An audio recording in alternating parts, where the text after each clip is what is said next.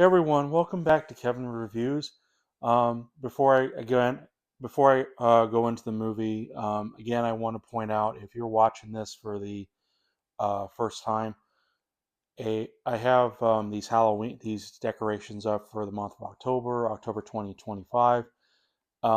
It's for Halloween. As for the movie, it's nothing Halloween related. But I said that in my update channel that I would, you know, go through majority of the Marvel films, including the MCU, because I need to play catch up.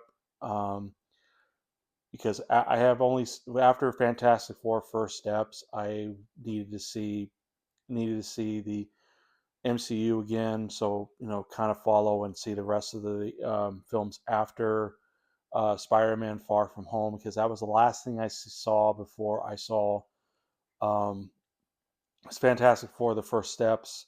So I'm just kind of like I wanted to see through the evolution of things, so that's why I am doing this. I'm trying to do it every week. I may take a break every once in a while because I don't want to try to be this normal thing, but we'll see. But in any case, but that's what I wanted to talk about is that I just finished watching The Hulk, and this is right after I finished watching the recent Slender Man movie, 2018 Slender Man. So I'm reviewing two movies at once today. So this is directed by Ang Lee. If you remember Ang Lee, he directed the very iconic Crouching Tiger, Hidden Dragon. This is written by James Schamus, John Turman, Michael France, and of course we have inspiration from Stan Lee and Jack Kirby. And Stan Lee makes a cameo in it along with Lou Ferrigno. You'll eventually see it. If you don't know who Lou Ferrigno is, he was the original Bruce Banner. Well, not actually Bruce Banner. He was the original Hulk in the 60s, I think 60s TV show where he actually does play Hulk because he had that body type. Yeah, um, but yeah. So and then we have the cast including Eric Bana, Jennifer Connelly, Sam Elliott, Nick Nolte, and Josh Lucas. Um, I think this was my introduction to the Hulk growing up. Now, I mean, I have heard about the Hulk early on. Um, I think because ever since I saw X Men or and Spider Man, I was sort of kind of getting moving into the Marvel universe, and I remember seeing the Hulk, and it was really cool looking. But I never read any of the comics. I just know about it at the very least. Um, but I do remember the trailers, and it was I was really excited for this movie, and I remember seeing this. I don't remember what my initial reaction or thoughts on it, but I think I liked it, but didn't really stick with me as like any of the future films, or neither did it stick with me as much as the X-Men films before this movie came out, nor Spider-Man. So I remember liking it, but it just didn't really you know stick with me. And why do I have it? I recently got it from a DVD store that was going out of business. Not a DVD store, you may know it, heard of it, Dimple Records. That went out of business, so everything was free, and that's what came with it. So that's how I got it. But in any case, but yeah, I don't remember a ton, but I remember it wasn't well. I mean, I'm not sure. I don't think it was well received initially. It was not bad though, and it was pretty iconic that even certain moments from Hulk 2003's Hulk, like the scene where he tosses a tank, became quite iconic to the point where I remember the show Adventures of Jimmy Neutron did it, where they become the End-Men and Jimmy tossed the tank. I remember that part. That was kind of iconic scene, but otherwise, yeah, the Ang Lee's Hulk did not age didn't quite age as gracefully or over time, and it's just kind of fallen, you know, fallen, just kind of fallen by the wayside, just and whatever.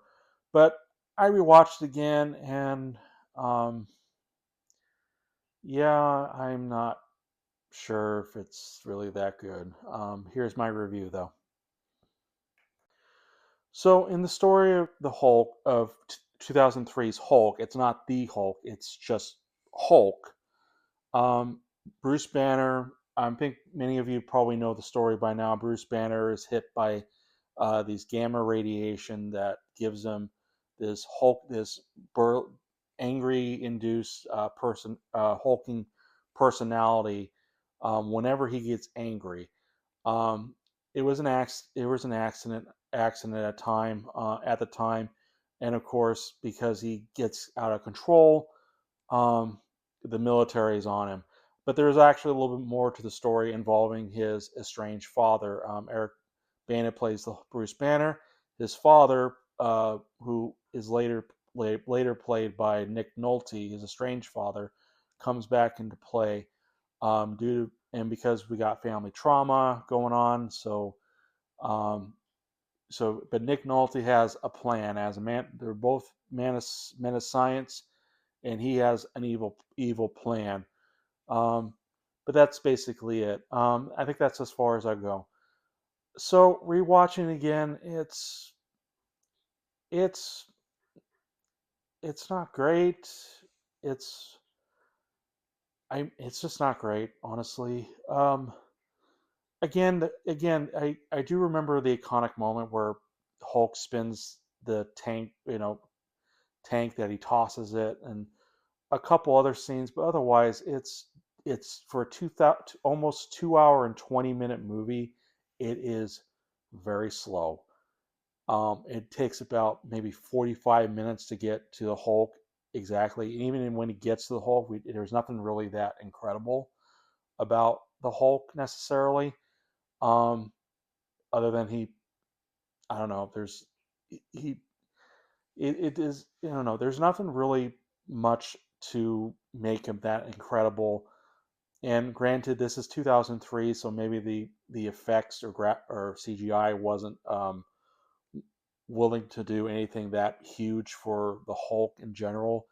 And there are some really weird fight moments. I think the memorable one or infamous one, I don't remember, is where he fights three mutant dogs, and that's about it. There's like these big time fights, and there's like two big time fights in this, and they're sadly not as impressive as it should be. And even when he's like in a city, it's cut short pretty quickly. It's not very impressive. Um, but the effects I think the effects for the Hulk seems all right. It's not, again, this is 2003, so I'm giving it a little bit of leeway. It's I can kind of see it working overall, but it's I don't know. But again, it doesn't really hold up as well as maybe the later Hulk films that we do get. So I don't know. There's nothing that incredible to kind of fall back on for this particular film. And in terms of the cast, it's a bit of a toss up. Eric Bana, I think, does a fine, all right job as Bruce Banner specifically. Um, Jennifer Connelly is just kind of, I don't know, really phoning it in. It's very wooden. At times she does try to act a bit, but other times she kind of just keeps it this very monotone performance throughout the whole thing, because I don't think she was that interested in doing this. It didn't seem like she had any interest in doing this. It almost made me wish I could see the performance when she was in Labyrinth, because that at least it's over the top, but it's memorable. But she didn't leave much of an impact, and I didn't really buy her chemistry. She played Betsy Ross in this. I didn't buy her and Eric Bana as Banner chemistry that much. It wasn't that interesting. Sam Elliott, I mean, it's Sam Elliott. He's kind of iconic. Um, I think he does fine. He does a fine job in the role. Kind of a lot different than what the General Ross that we know in the MCU, but a little bit different. Because he doesn't seem like he's that interested in wanting to, um, use the Hulk's power. He's more about trying to stop this menace, or basically. Um, so um, Nick Nolte, I think he can be kind of fun, and there is a great moment with him when um, he does try some science experiment on himself, and he does has this one moment that's pretty good. Um, but otherwise, yeah, it's not, I think it just did fine overall. And then Josh Lucas is wasted. I think he's supposed to play this guy who has the thing for Betty or Betsy, I don't remember, for General Ross's daughter, and it doesn't really work or play in a factor other than it's just another way for Bruce Banner to get angry and turn to the Hulk. So, and you think he might be a villain in this, but he doesn't really come out. But the one thing this film is I think, mostly famous for is the editing and the transitions. This is directed by Ang Lee, as I said. And while he was famous for doing for doing Crouching Tiger, Hidden Dragon, sorry, Tally was scratching the couch. Um, so I think Ang Lee did a great job with Crouching Tiger, Hidden Dragon, but in here it just seems like it was an obligation film. He didn't really have a passion. Didn't seem like there was much passion into it, or even if he did, he didn't know exactly how to approach something like this. So, what he did basically is, in terms of directing it, he wanted to the film to be much like how you read stuff in a comic book, which understandable, but it is very messy. Hi, Tally. Um, it can be a pretty messy film because there's like a lot going on, a lot of stuff thrown at you. These transitions, sometimes they're nice looking and they make sense. Other times they're just for no reason. Um, it didn't really add anything that outstanding or new um, to it. So it just seems like very cartoony. So I don't know, but yeah, I don't think this was the right um, material for Ang Lee to do. I think it would have been better if they had a different director for it. And but I mean, I don't think it's any fault to Ang Lee. I think it was just felt like it was an obligation based on higher ups or producers who wanted this done this way because he did Crouching Tiger, Hidden Dragon. They think he would be great at doing this, and which it completely out of his territory or something like that. So, um, but yeah, I don't fault Ang Lee necessarily.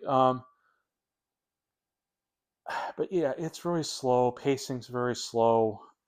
It takes 45 minutes till we get to see the Hulk, and even when to the action scenes, it takes longer. This is a 2 hour and 20-minute movie. It feels longer.